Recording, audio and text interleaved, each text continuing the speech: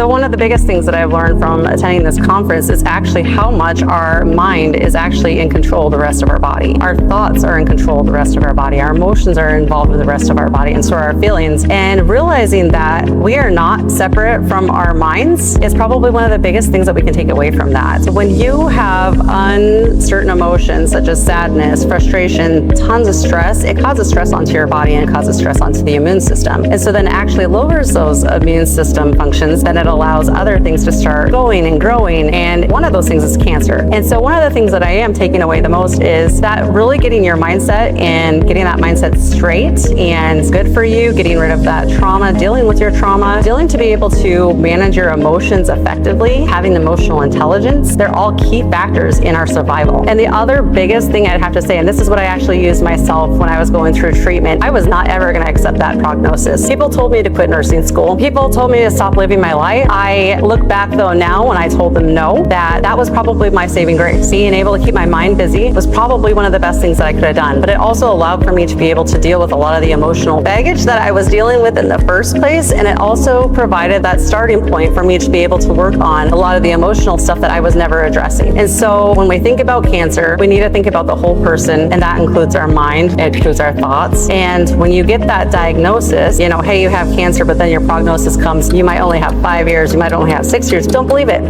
Don't believe it. Nobody knows. That's never certain. It's never written in stone. And the only one who can really control a lot of that is you. Nobody else can tell you how long you have to live. Nobody else can tell you what is going to go on in your life. Only you can make those things happen. And you don't have to believe it. Completely deny it. I looked at my doctors and I told them, I'm not doing that and I don't believe you. Like I said, I was told to quit nursing school, and I looked at him and I said, I have a life to live. I have a future. I don't plan on dying in 5 years, so I need to be able to go and do this. And so just having that mindset of this is not a set in stone thing. Those doctors don't know for sure. They might have seen certain things in their practices, but they also don't know the full aspect of everything else that goes into cancer. They're only taught on one certain aspect, and that is conventional medicine in the Western world. There is so much more out there, you guys. There's so much out there. There's so many other treatments that you can do. There's certain ways that you can do treatments. There's certain ways that you can use those conventional medicines to be able to help make your therapies work better with alternatives, and just not allowing anybody to dictate what's going to happen in your life. And that's got to be probably the biggest thing that I ever took away from that.